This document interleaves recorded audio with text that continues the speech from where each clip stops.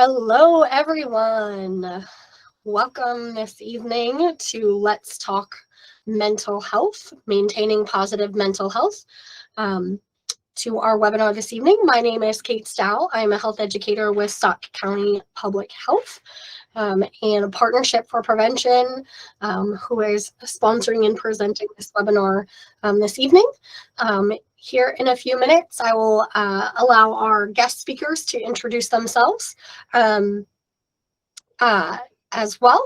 I'm seeing in the chat that folks can't hear me very well. I will do my best to raise the volume. So thank you so much for joining. We will ask that you contribute your questions in the chat. And we will try to answer them as we have time available at the end of this evening's presentation. We are so very glad you are here this evening. And we will also share with you the evaluation survey at the end of tonight's presentation in the chat. That is where you will give us our feedback and you will see and receive your gift card information at the end. So hang on out with us until the end of tonight's presentation and we will get you that info. At this point, I will turn it over to Greg and our colleagues at Therapy Without Walls and allow themselves to introduce themselves. Thanks, All right. Greg. I believe I'm unmuted. Can you hear me okay, Kate? Yes, we can. All right. And then the slideshow is up on the screen? Right now we can see you. Oh, okay. Well, then I make sure to share screen. Not used to this format, so rolling with it. All right. Okay. Hopefully everyone can see the slideshow now. Yes, we can. All right, awesome. So as Kate mentioned, my name is Greg Gintz. I'm the Director of Therapy Without Walls. You can see in my intro there, I'm trained in a lot of different modalities, a lot of trauma-based modalities. And I really love working with youth and families, especially while enjoying the outdoors. That's part of where the name Therapy Without Walls came from. We were breaking down the traditional walls of psychotherapy and working with people in the home, school, woods, kind of, wherever that need is. Just want to note that I have a high level of support at home from my wife and 3 children. And presentations like this one are a lot of fun for us. It's always great teaming with Connor. So Connor, if you want to come over and just so they can see as I do your intro, that'd be great. Sure. Hello, everyone. So this is Connor Tigueras, and we can't see the video stuff as we're sharing screen, so we'll try to be as centrally located as possible. But Connor has been working with Therapy Without Walls for 8 years now. He has expertise in substance use, polyvagal theory, eating disorders, among other areas. He's trained in trauma-focused cognitive behavioral therapy, motivational interviewing, and many other modalities. Connor also has a complex trauma history. His son just enrolled in the Navy, and he loves doing direct work and many different presentations like this one throughout the year. So it's a pleasure to be doing this with Connor. It's an honor and pleasure to be here. All right. And then we have an intern present as well. You want to come over and just pop on screen quick, Heather? This is our master's level intern, Heather. Say hi to everybody. Hi, everybody. Glad to have you here. All right. So it's really our privilege, and it's an honor to be able to give this presentation to so many different people. The numbers kept going up for registration. The last I heard is we had over 1,600 people that wanted to attend the event. It is going to be capped at 500 for the live event, but this is going to be recorded so people can watch it at a later date as well. Really just humbled to be a part of this. We're definitely getting through some difficult times, getting towards the end of a pandemic when it was safer to be isolated, but obviously that had a lot of effects on our mental health as well. So you can see in the last bubble there, just the background for Therapy Without Walls. We are going into our 12th year right now, based in Sauk County, but work all across Wisconsin. And really enjoy the work we do. We have around 40 providers that provide the full continuum of mental health services. All right, so let's jump into the first concept that I would like to talk about with everyone tonight is time in. So this is one of my favorite sayings. We definitely need to have consequences that are age appropriate and consistent for our children. Many of you are familiar with timeouts, but maybe not time in. So time in is connection in the present moment. It is mindful connection and play with those around us, and we are never too old to play. Making time for time in is not always easy, especially with our busy work schedules. So I threw that question out there. How can this become a priority for you and your family? It's definitely something that pays off in terms of relationship. So some examples would be doing activities together, like breakfast in the morning, check-in after school, common activities that you all enjoy. Maybe it's a music party, a movie night, a board game night, dinner together at the table, watching and cheering your child on at a sport or other event. These really don't have to be huge activities, and they definitely do not need to cost money. I encourage for you to be as creative as you can and try to make it as fun and consistent as possible. I definitely want to emphasize this is not a time to lecture, but it's a great time to ask questions and to be curious about your child and their interests. At home, as I mentioned, I have 3 children, and there's a 10-year age gap between my oldest and my youngest. So Uno, card game, is one of our go-to games at home because my 9-year-old, 15-year-old, and 19-year-old still have fun with it. And to be honest, my wife and I do too. It's something where we're having a lot of fun doing these types of joining activities. One thing that I wanted to mention or kind of inform people about is selective attention. So we've all heard about reinforcement of behaviors, right? And how do we kind of reinforce the behaviors we want to see? And so this concept says focus and give attention to the behaviors and interactions that you want to see in your child and others, rather than giving that focus on negative pieces. Try to focus on those positives and reinforce those as much as possible. So an example of this would be if your child is putting away the dishes and one dish has gotten put away in the last 20 minutes and they're still standing there. It's something where we can give selective attention and focus on great job putting away that one dish. It's important to continue that rather than saying you've been sitting there for 20 minutes and only did one dish and kind of harping on those pieces. So again, selective attention, focus and give attention to the things you want to see. A lot of times behaviors are labeled as attention seeking, especially within the school environment. And I just wanted to throw it out there that we all have the basic needs for connection. So attention seeking can also be reframed as connection seeking with others. So how do you make sure that you are calm and ready for your interactions with others? So here's an opportunity for some time in. If you are watching this together, you could do this with your child, friend, or others now. But we're gonna jump into an activity here. And so I know that Kate was identifying if you guys had any questions or comments, you can put them in the chat. So does anyone want to share what their definition of mindfulness is or what they do for mindful activities? And I can't see the chat, Kate, so if anybody writes in there, please let me know. Sure, I will be standing by. So to find the chat, you'll go to the lower right-hand corner and you should see a text box type icon. You can click on that and enter typing. So we've got yoga as an example of what mindfulness means for someone. Absolutely. All right. Well, thanks for volunteering that. Yoga is absolutely a great opportunity for mindfulness. I wrote a real basic description on the bottom left there, slowing things down and increasing your awareness. So breathing and some breathing exercises, that's going to be our first example of this.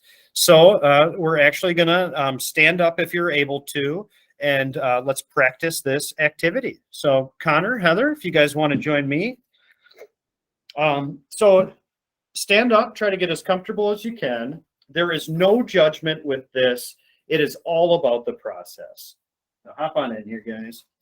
All right, so you want to stand comfortably. If you are with others, feel free to stand kind of towards them so that you can observe what they are doing as well, maybe even in kind of like a small circle.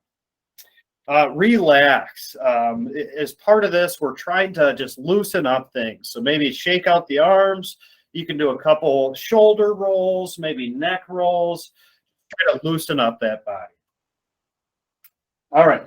So the first exercise we're doing with breathing is called diaphragmatic breathing, which is just a really fancy way of saying making your shoulders go up and your chest go out. So what we're going to do for this is we're going to breathe in through our nose and out through our mouth, really focusing on those shoulders. So as you do it, you're going to stay relaxed, not too tense in those shoulders, but you're really going to focus on trying to drive those up with those breaths. So we're going to do this for 5 breaths and just observe either what's going on for you or what's going on for you and the people around you. So we're going to breathe in through our nose and out through our mouth, really focusing on those shoulders, in through the nose, out through the mouth. All right, in through the nose, out through the mouth. 2 more, in through the nose. And 1 more.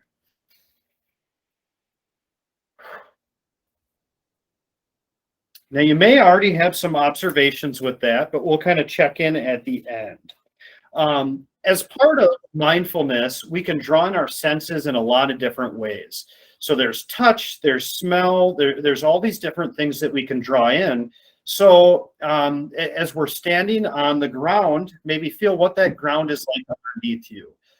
For us, it's some pretty hard commercial carpet, and it feels pretty tough underneath.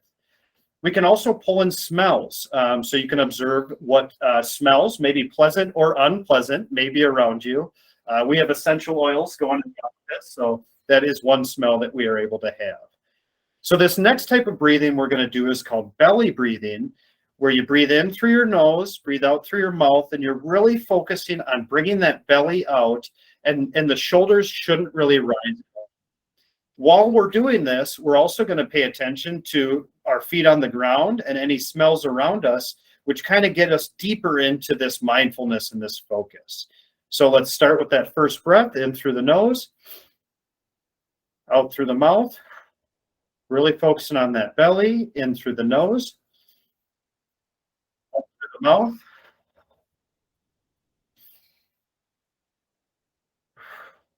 All right, 2 more. And 1 last one, in through the nose and out through the mouth. All right. Great job, everyone. Personally, I use deep breathing a lot. I was not born with an amputated arm or a prosthetic hand. This is something that I recently had happen actually last summer. And so I had a lot of loss, a lot of pain and anguish, mentally and physically. So deep breathing, meditation, mindfulness were key for me, being in the calmest state I could be to work through this stuff. The type of breathing that I did is a little more intense than what we're doing today. It's called Wim Hof breathing, and it says on the slideshow, personal example, WIMHOF. So you can Google Wim Hof. He's a really neat guy. He's called the Iceman, holds a ton of Guinness Books of World Records, which really are attributed to the type of breathing that he does and the regulation that he does. And so I encourage for you to check out those videos on YouTube if you're wanting to use something a little more intense than the stuff that we practiced here. Connor actually does some snoga as well, which is kind of off of that Wim Hof stuff. You want to talk about it for a second? Sure. All right. So Snoga came from an episode watching Wim Hof talk about his breathing method. And after doing the cycles of breathing, it's 30 breaths in and out, and you hold the breath as you exhale and then you inhale. You're basically activating dormant aspects, adaptive aspects within your body, and actually can turn the body from an acidic state to an alkaline state, and actually can increase the temperature of the skin in your body. So then after engaging in those breathing techniques, you can engage in things like snoga, which literally was going outside in my shorts, in bare feet during the winter, throughout the winter. Didn't matter what the temperature was. One day it was like a wind chill was like 30 degrees below zero wind chill. Going out there, it was probably maybe 30 seconds to a minute, but not very long. But engaging that and doing some yoga type movements in the snow. And that goes along with like taking cold showers, where you can lean into a cold shower or a cooler or a cold shower at the end of a regular shower. You know, 10 seconds to 15 to 30 seconds. And that's activating, again, dormant adaptive mechanisms within our body that can help us actually build stress resilience. All right, awesome. Thanks for sharing, Connor.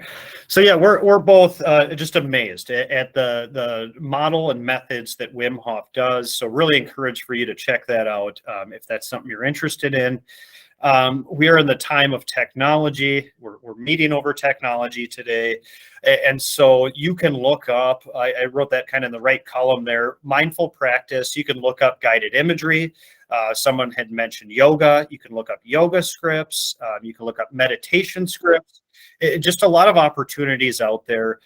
And I could even call it kind of a mini vacation or break from the stressors that we deal with on a day-to-day basis.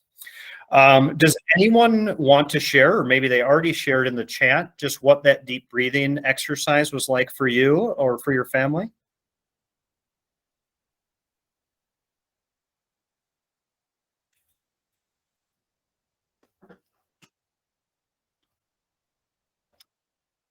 Is there anything in there, Kate? Nothing yet. If you'd like to contribute via chat, again, you can find the chat button in the lower right-hand corner. It looks like a text box that you'd see over a cartoon character. So go ahead and enter any thoughts you might have about mindfulness there.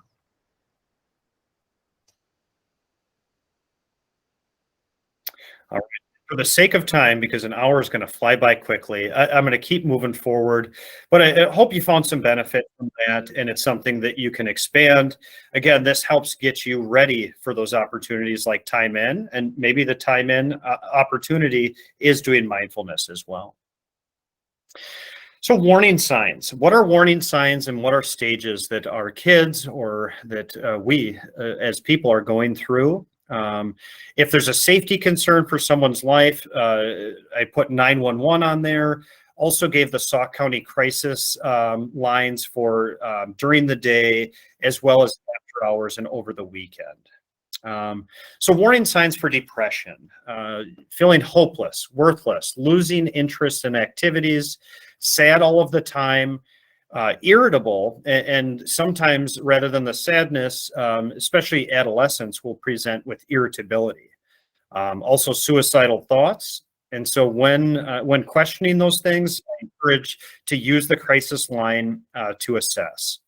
And it's really important just to keep that open communication and talk with your child about feelings and emotions. On the next slide, I have an emotion wheel, which really gives more words to the emotions that we have, more than happy, sad, mad, or glad, which we kind of typically stick to.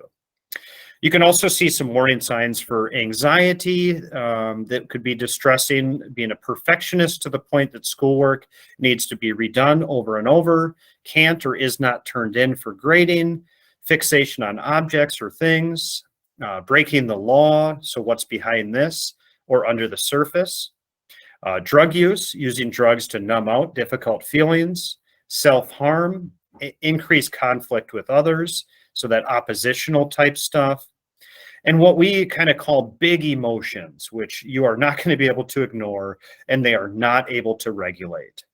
Warning signs are typically distressing for the individual and for people around them. A lot of times as therapists, we frame it as kind of like an iceberg, where there's 90 to 95% of the iceberg beneath the surface and 5 to 10% above the surface. And warning signs and behaviors, those are typically that tip of the iceberg. So we always like to go beneath that surface and kind of see what is leading to all of this stuff that's going on. All right, so here's that emotion wheel that I was talking about. So you can kind of take the different emotions like happy and take it further, and it could be happy as proud and confident. Sad, an example of that could be guilty and ashamed, if you keep going out on those outer wheels. Angry could even be let down and betrayed. So much more descriptive language for ourselves and for our families and children. So as a pull together with that stuff, ask questions, be curious about the ventral vagal state, keeping open communication with your child. If you have daily check-ins, that is a great time to have that open communication and talk about any areas of excitement, but also of concern. I would caution to say, watch judgmental statements. If you are genuinely curious, it is much harder to be judgmental. So an example of this with language could be, tell me more about the fight with your buddy, rather than, that is silly, you shouldn't fight with them no matter what. That second statement, it has judgment in it, it raises defenses, potentially starts that conflict or that butting heads there. I'd also encourage to listen to what your child says. This will give more space for them to listen to you when you are calm and regulated. And in the middle of that, we all have that need for connection. All right, we are up to polyvagal theory video. Oh, all right. Here. All right, so we're going to shift into watching a little bit of a video. This is a 9-minute video, but we're not going to watch the full video.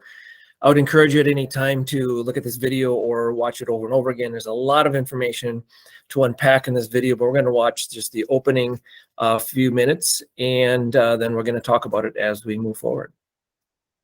Over half of us have a chronic disorder such as high blood pressure or autoimmune disease. Rates of anxiety, depression, PTSD, and addiction are skyrocketing. Why? The roots of these issues and more can often be traced to trauma, adverse childhood experiences, chronic stress, and ultimately, nervous system dysregulation. Meet your autonomic nervous system. Let's call it ANS. ANS takes care of a lot of your automatic functions, like your heartbeat, digestion, and body temperature. ANS also manages your survival and stress response, working to keep you alive when your life is in danger. ANS functions as our built-in detection system, constantly scanning our environment for cues of safety and cues of danger. As ANS scans the environment, it has 3 general responses or states. Safe. You feel calm, relaxed, and connected to those around you. Mobilized. When ANS detects danger, it sends a command and your heart rate and breathing increase, adrenaline and cortisol are released, and blood rushes to your muscles so you can handle the threat. This is our fight-flight response. Immobilized. When ANS detects that the danger is so great that you can't fight or run, it shuts you down. In this state, our heart rate, blood pressure, and body temperature decrease, and pain-numbing endorphins are released. ANS does all of this automatically without us thinking about it. ANS doesn't just use these states for survival. It uses them to navigate through the world each day. When ANS functions well, it moves fluidly from one state to another, 1 minute mobilized and ready for action, and the next resting and recovering. ANS will often blend states together. When we play, ANDS combines the mobilized and safe states. And when we are intimate with loved ones, it combines immobilized and safe states. When ANDS can stay flexible and fluid like this, it helps us manage and become resilient to stress and negative events. We're able to bounce back and move on. Unfortunately, when we experience trauma and chronic stress, it can keep ANDS from functioning in a healthy, regulated, and resilient way, and can keep us stuck in states of survival.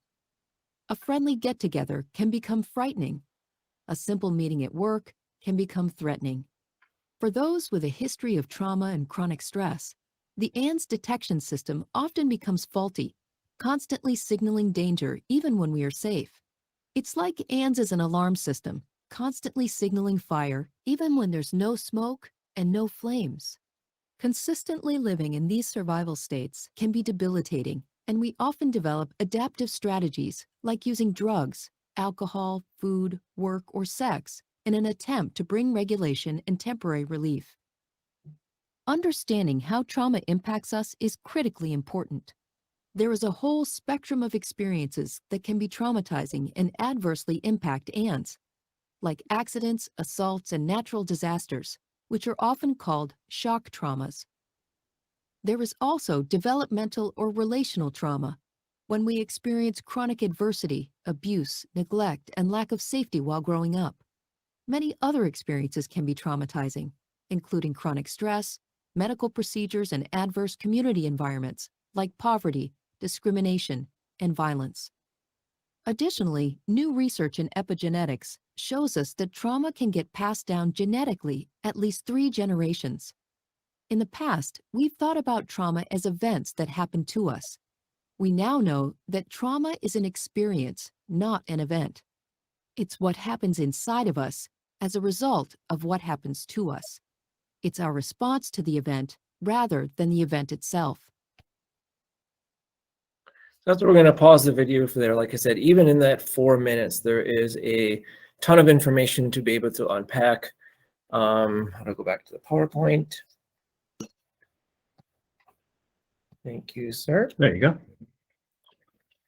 And so just to talk a little bit more about the polyvagal and why is this important? Why is this, of all the things that could be shared, why do I feel that this is a significant theory and understanding to share with you? Because as Greg mentioned earlier, using the iceberg metaphor, so much of what we see is above the waterline. Below the waterline, there is so much going on. And the polyvagal theory, which was developed by Dr. Stephen Porges, helps us to understand our nervous systems. That means if we understand our nervous systems, we can understand everybody's nervous systems, including the animals that it may be a part of our lives.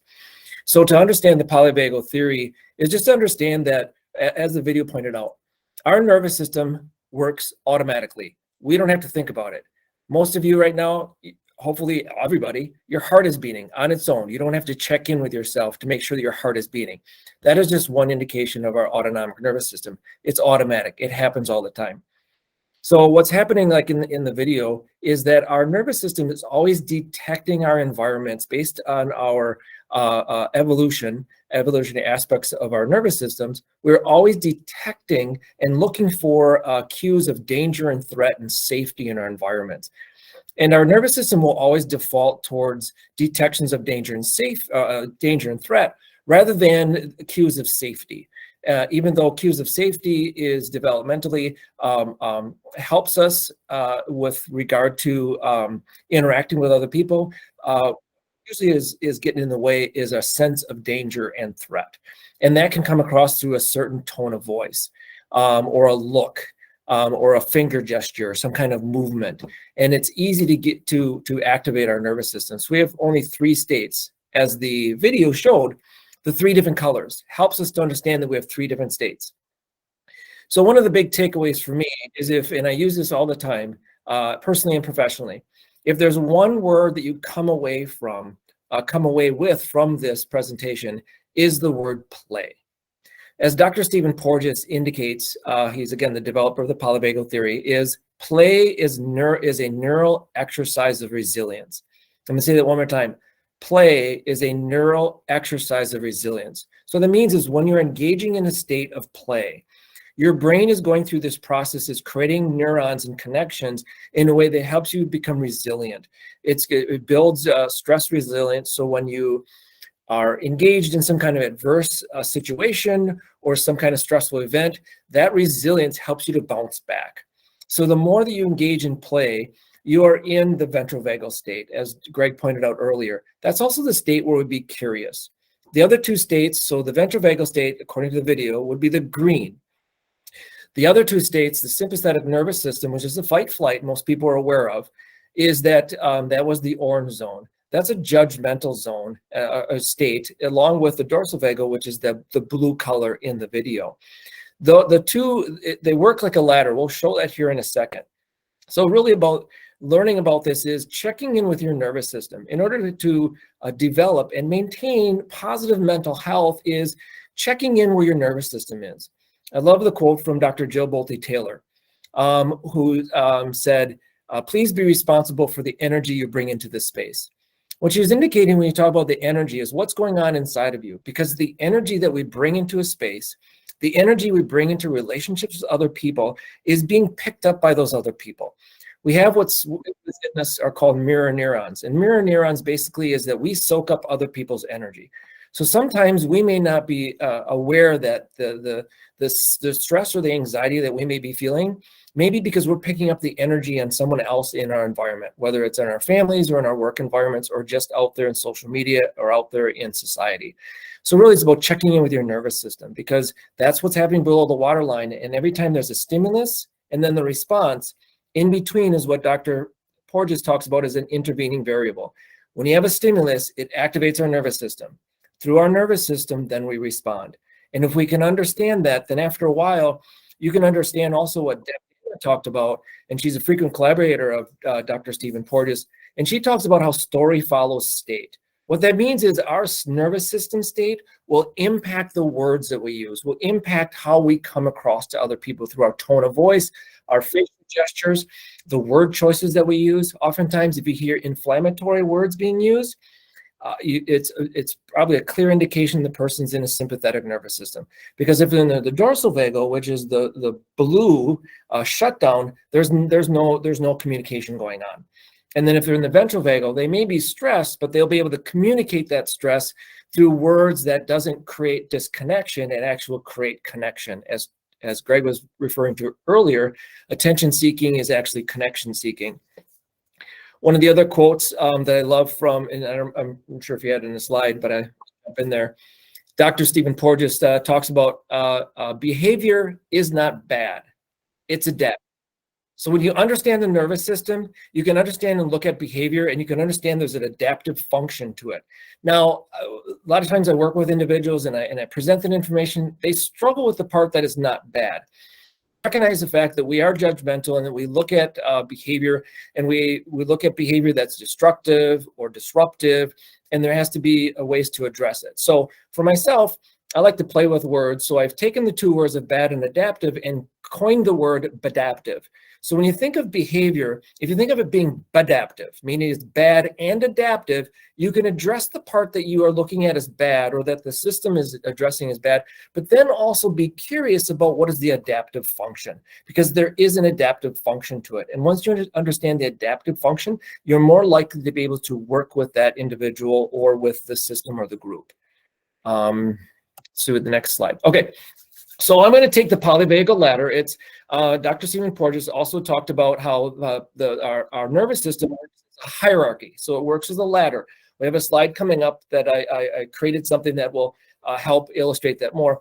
But right now, just from that video, I use the same colors. So we have the top of the ladder is the green. We have the middle of the ladder, which is orange, and we have the blue at the bottom of the ladder. The thing about a ladder, right, we can't jump to the top of the ladder. So information from our environment, all that data gets taken in by our nervous system. It's called neuroception. So our neurons are always perceiving the environment and taking in data. So that information must come up the ladder. So it goes through the dorsal vagal, the blue area, right? That's a shutdown. It actually is gathering that data and determining what to do with it. And then it goes up to the orange. Yes. Sorry to interrupt for a quick second. We can't actually see the PowerPoint slide. Oh, Would you mind re-presenting the PowerPoint? okay. You bet. I think that'll be helpful for this Yes. illustration. Thank you. Thank you. Yep, thank you. Yeah, stop sharing. Maybe run to the video thing.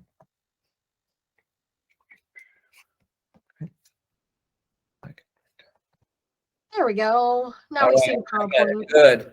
Getting close. One So more. what you missed before was just this about being in the present moment. You know, how is your brain being hijacked? Checking with your nervous system and developing that positive mental health. So this is the video that I was referring to. So think of it as a ladder, and we'll see it a little bit more in the next slide or two. And if you look at the words, one of the things I came across is an article that talked about stress, anxiety, and burnout. And the article didn't go far enough to tie it into the polyvagal theory. And when I looked at the way that it was being presented, it made a lot of sense that, you know, I came up with this way of us to understand what's the difference. So if you look at the word stress at the top, you have the capital E. That's there, that's an intentional thing. So stress is an externalized pressure, hence the E in there. So we all experience stress in our lives. And if we have self-caring practices and strategies, and we engage in mental health hygiene, that stress, we can mitigate it. We can handle it from day in and day out, and we can stay in a relatively regulated state of being. And yet when that externalized pressure becomes anxiety, what happens is it's shifting into that orange. That orange, again, is the sympathetic nervous system. That's the fight, flight, and freeze and fawning state. And what happens is the IE in there is it stands for internalized external pressure. So you go from the stress, it's externalized pressure. And when we internalize it, it becomes anxiety.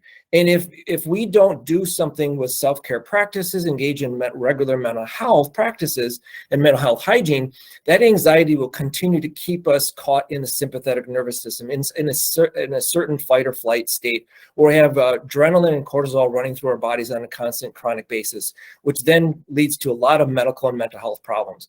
And then from there, if you instill, when you feel anxiety, if you engage in mental health practices like the deep breathing we were doing earlier, you know, you can actually bring yourself back to the green zone up at the top. And yet, if you don't, if you constantly are getting in this stressed state, which then causes internal anxiety, then what happens is the body is going to just shut down, and that leads to burnout. And that's the dorsal vagal. That's the blue zone. And the way I have the B in quotes is because I like to play with things again, with words and stuff to help create a learning device. If you look at, and I'll give you just a couple seconds, but if you look at the rest of the word, which is spelled URNOUT, that actually can be turned around, turn those letters around, and it can actually create a memory device as to what's happening at this shutdown stage of burnout. So I'm just going to give you a second just to kind of think about it. Don't have to put anything in the chat, just to be mindful of time. But if you look at the word burnout, you can actually turn around to say you've run out of B. And usually if this is a presentation where we had all of you here in the same room, we would be asking for, you can think about it yourself, what is B? What does B stand for? At times I've done in the past, a lot of good examples could be the B. You can come up with your own B, what you've run out of. For myself, when I first created this, it was about running out of balance. So when your life runs out of balance, that's where your body has just shut down. It's an indication that something has gone awry in your life. And because this is our presentation today, really to encourage you to look at where's your mental health hygiene. We talk about oral hygiene, sleep hygiene, all kinds of different hygienes, but we don't talk enough about mental health hygiene and how we can integrate that into our day and every day so that we can continue to build resilience and to mitigate the stress and anxiety when it shows up naturally in our lives. So this is the PowerPoint, giving the information in a PowerPoint slide that I just kind of talked you through. So it's readily available for you in the future if you want to refer back to it. And then I'm not sure how well you can see this. You may have to lean into this. This is something I created when I was working with a school system. It's my way of bringing also the zones of regulation. If you're familiar with the zones, basically the zones, and it's in the next slide, it's the zones on the right side. The zones have 4 different colors. You have green, yellow, red, and blue. If you take yellow and red, you put them together as in arc, they become orange. So they line up really well with the polyvagal ladder and the polyvagal hierarchy. So if you look at the ladder, again, this is how it works. This is how our nervous system works. You know, if you are actually feeling safe and caring and connected, you're in that ventral vagal state, in that optimal state of connection. Otherwise, you're in the sympathetic nervous system of, you know, stressed and scared, and you're protective. Again, these are all natural. These are all normal. These are all about being a human being. And naturally, we will go up and down the ladder throughout the day. Although depending on our experiences, especially I work with a lot of individuals who have complex trauma, intergenerational trauma, their ladder, basically their nervous system may not go all the way up to the green zone. So a lot of time I'm working with individuals who are stuck in the orange or the blue zone, and I'm working with them to help activate more of that ventral vagal state. And if you look to the right, or just before I say that, if you to the bottom of the ladder in the blue zone, there's shame, you're shut down, you're disconnected. And if you look to the right of the ladder, you'll see the word play. So if you look at, it's a blended state. So when you are engaging in play, again, as a neuro exercise of resilience, you are activating the ventral vagal state and you're bringing along the sympathetic nervous system, which is mobilization. So when you bring those together, when you're engaging in play and having fun in the moment, then you are, again, you're creating resilience within your brain and your nervous system, and you're deepening your connection with other people and yourself. And then the other blended state is when you have the green of the ventral vagal and the blue of the dorsal vagal. When you shut down, that's when you get optimal sleep.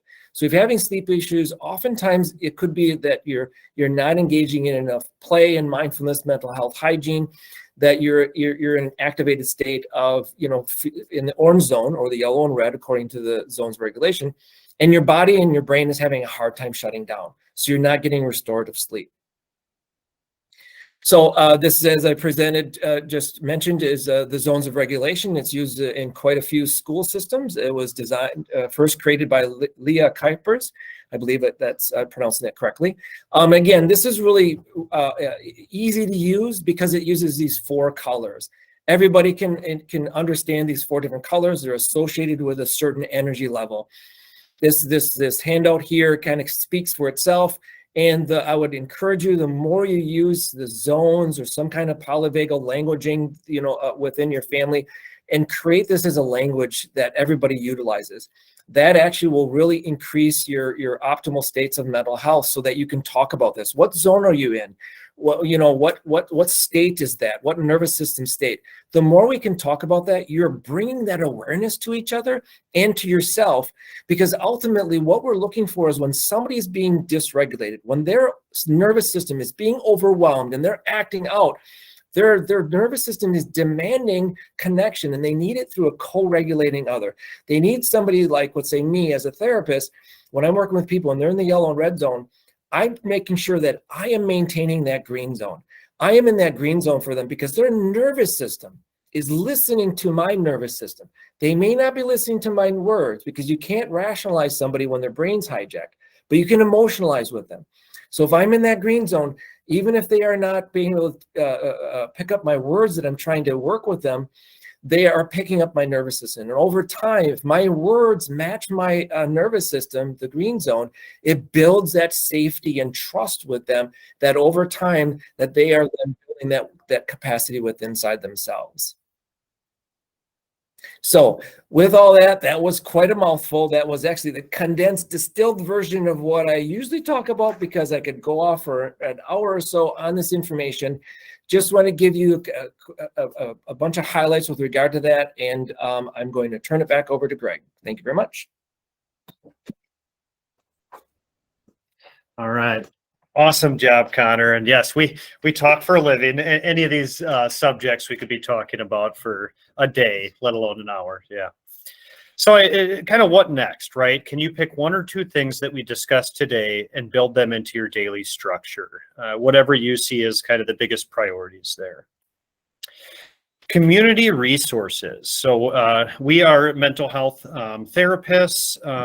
So here is some kind of support areas. On the top right underneath the Get Help, it says Sauk County Resource Guide. That is a link to a mental health resource guide for all of Sauk County with just different clinics, including Therapy Without Walls on there.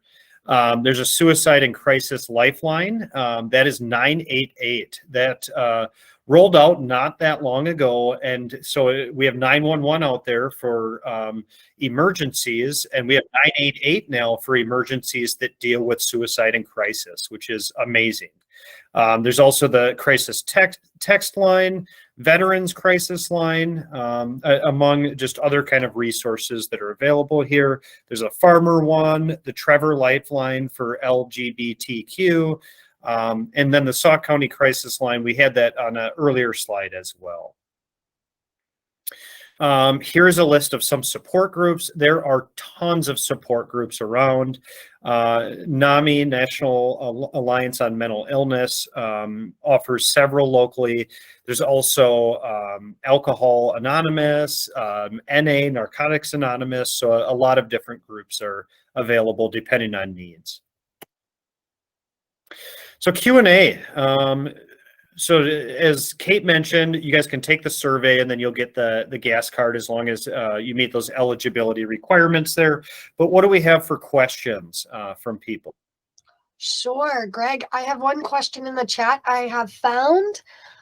One person is inquiring whether or not can depression cause chest pains?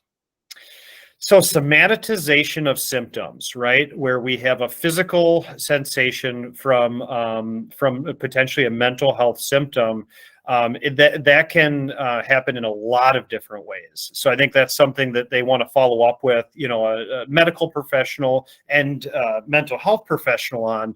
But absolutely, our mind can influence our body in so many different ways. So it can be heavy chest stuff there. If we have someone that presents in that way, we always rule out medical things first. We make sure there's not a heart attack or, you know, some type of physical ailment that could be causing that stuff as well. May I jump in? Yeah, come on in. What I'd add to that, along with exactly what Greg was saying, is that oftentimes anxiety and depression are linked together. They're married together. And sometimes, again, through getting assessed through medical individuals and mental health individuals, is to recognize that those two are usually there. Sometimes one will dominate the other, and when you work on maybe depression symptoms, anxiety will show up. So just to be aware that those are both manifest within our bodies. Absolutely. All right. Any other questions coming up from people? I don't see any other questions in the chat yet. I have been dropping some of the resource links into the chat for those that wish to have that. Thank you so much, Greg, for speaking this evening. Same to you, Connor and Heather, for joining us. We really appreciate this. As Partnership for Prevention, we just wanted to say thank you to all of our attendees this evening for joining. Our coalition meets on the fourth Thursday of every month from 1 to 2 p.m. either via Zoom or in person. Anyone is more than welcome to join our coalition meetings. If you would like to join, please sign up for a monthly e-newsletter. After tonight's presentation, you will receive an email tomorrow with the link to our evaluation survey. After you take that survey, that's where I'll give you the directions how to get connected to our $20 gas card incentive this evening. We appreciate everyone's time and interest in this topic as well. We encourage you to get involved in your community, especially around topics that are important to you, such as mental health or substance use prevention as well. At this time, I see one additional question in the chat here, Greg. Okay. If you have kids who present some of the warning signs, who do you recommend we get them connected to? So I think, we're really emphasizing the connection with you, right? And so I think keep that connection going and then utilize your resources. So there's a ton of resources around. That Sauk County resource guide can help guide, depending on where you are located. You can always consider me a resource, Therapy Without Walls a resource too, that if you're struggling getting connected with things, reach out to us. And if we're not able to work with people, we try to help kind of bridge that gap and connect people with services. The fact is that we do have a shortage of providers in all of the local communities at this point, which does result in a wait list at times for psychotherapy. So even school counselors can be a great resource there too, and they can help bridge some of that gap as well. All right. Any other questions coming up? I don't see any additional questions at this time. We will stay on until 7. The evaluation survey is in that chat there. You will get a follow-up email with a link to this recording and that evaluation survey as well. All right, Greg, one more question here. What's the best therapy approach for adolescents with depression and anxiety? It's a good question. I think a lot of that would depend on the therapist and the therapist's viewpoint.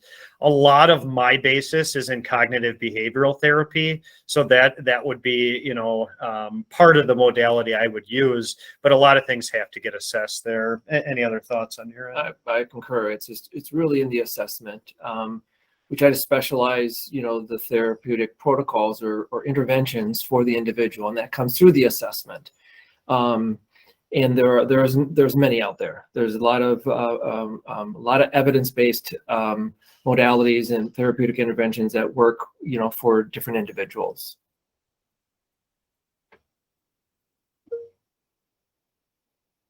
I just want to make a comment to the question prior to that. What the individual is asking about the kids that, that had a lot of the signs and the symptoms is to make sure that you're taking care of yourself first, as a part or as a part of the process. Your self-care as their caregiver or parent is so imperative. It's not, there's no sense of blame or shame with regard to this statement, but to recognize where our nervous systems are, because they'll pick up on our nervous system or each other's nervous system. So make sure that while you're seeking out support for them, you make sure that you have a good support system around you as well. And then, engaging in maybe your own mental health therapist, or make sure you have those mental health practices around you that you're engaging in.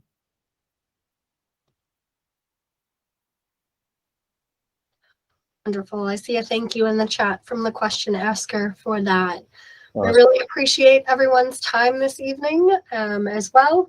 We'll hang out here for a few more minutes. So if you have any more questions, feel free to drop those into the chat and we can make sure that Greg and Connor get to address those. And I will go ahead and drop our evaluation survey into the chat one more time for everyone.